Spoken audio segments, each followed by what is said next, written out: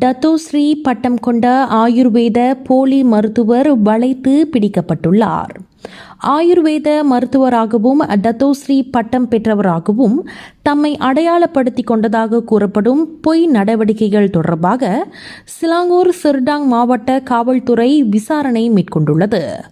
பூச்சோங் ஜயாவில் உரிமையற்ற ஆயுர்வேத சிகிச்சைகள் வழங்கியதாக கூறப்படும் அந்த நபர் மலேசிய சுகாதார அமைச்சகத்தினாலும் KKM பிற ஆவண அனுமதிகள் இல்லாமல் செயல்பட்டதாக விசாரணையில் கண்டுபிடிக்கப்பட்டது.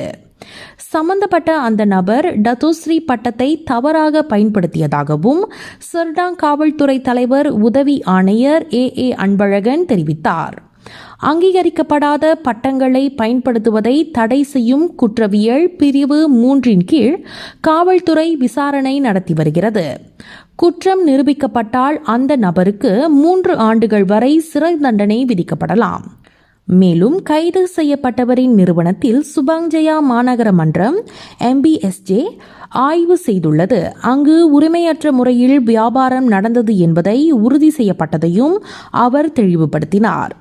MBSJ அவருடைய வியாபார நிலையத்தில் அறிவிப்புகளை வெளியிட்டு சில பொருட்களை கைப்பற்றியுள்ளது.